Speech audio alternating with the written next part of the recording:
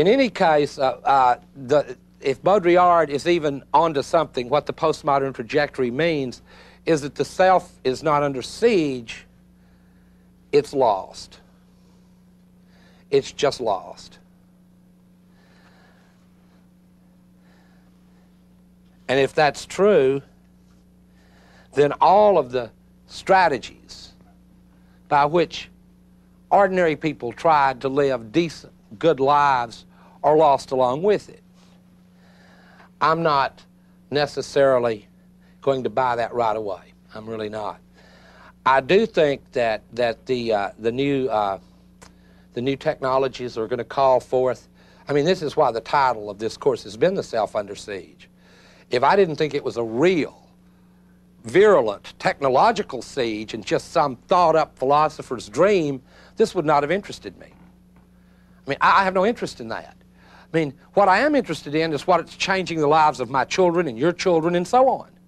What will shape culture, society, and what we used to call society, culture, and history. That's what I am interested in. If it is the end of the world, I want to know, so my kids and I can enjoy the apocalypse together. If America is utopia realized, then maybe I'll just settle back and go to Epcot Center and forget Switzerland. Just go on the Swiss ride. This may be what I'll do. I doubt it. I don't like it. The war zone, in other words, may not be, in defending the self, may not be any one of the classical ones, like the working class versus the ruling class, the slaves against the masters, oppressed women against a patriarchal society, blacks against whites. No, the struggle in the future may be to maintain the real against the unreal or the hyper-real or the irreal. The desire for experience, and this is, I'm trying to kind of be upbeat about the situation I think we're in. The desire for experience is also the experience for, is also a desire for a kind of experience. What I mean by that is this, that even in these rather, the rather hopeless picture I painted of the young, there remains something like a curiosity about what experience would be like if I could have one. And there is an absolute extremism everywhere about how far people will go to try to have a genuine experience.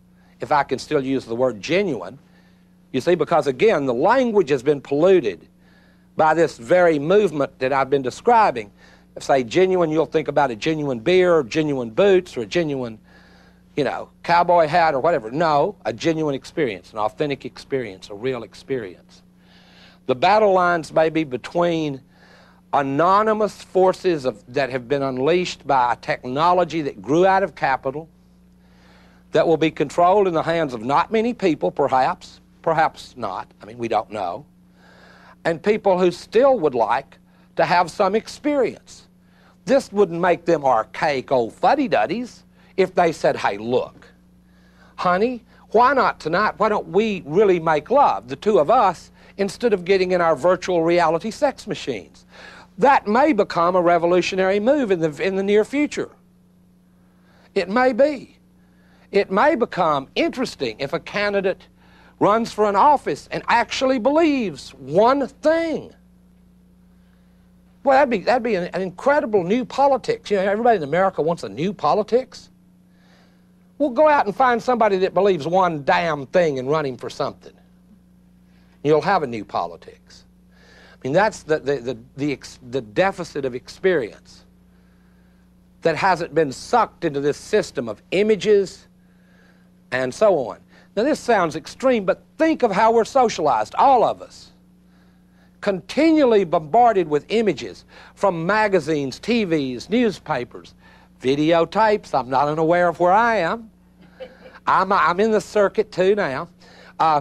If you want to, by the way, for a moment, follow Baudrillard's advice. He wrote a very cute book called Forget Baudrillard, which meant this stuff is not theoretical, it's happening all around you, so forget Baudrillard. He also wrote a book called Forget Foucault, where he talks about how it's the spectacle of the prison more than the prison that frightens us now. In other words, it's rap music with its I'm going to kill you stuff that really scares you. You very seldom ever see a black person. We mostly stay away from them. So don't see many of them. So it's sort of like their music that scares us by, you know, giving us a projection of street life itself that parades as real, but actually it's more real than real. You know, I've been in Compton. They don't have a drive-by every 2 minutes. That's not true.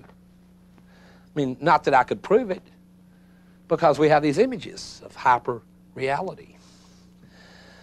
Well, this calls for fatal strategies, according to Baudrillard. We have to adopt fatal strategies here, fatal strategies, extremes. We have to learn to live with complexity, uncertainty, and a certain amount of vertigo. We just have to do that. We don't have any choice. I mean, we only have the dinosaur choice. That's when you kind of wander off into the ice caps and sort of fall away. And I also think that we have to be wary of the over-quick reduction of complexity.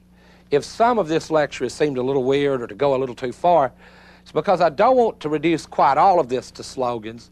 On the other hand, I don't want it to not be funny, because part of the postmodern trajectory itself is a rather humorous joke on the human race, which labored for millennia to reduce working hours in order to produce leisure so we could enjoy this very leisure that then turns in a kind of vengeful act against us, absorbing our leisure time, which was to be our living time, into time now spent in the service of what can only be called this inhuman spectacle. I mean, it's a very bizarre and twisted fate to which postmodernity has led us. So I would be wary of simple answers to this. One way to follow some of these developments without reading Baudrillard is to follow cyberpunk artifacts, movies like Blade Runner, and also places which you're likely to show up in anyway. Look at the latest malls and how the tracks are designed in them. You know, the little paths. I mean, you can't walk just anywhere in a mall now, can you? No, I mean, they're little pathways, tracks. Go to Atlanta and see a hotel that gleams like a glistening palace and all this.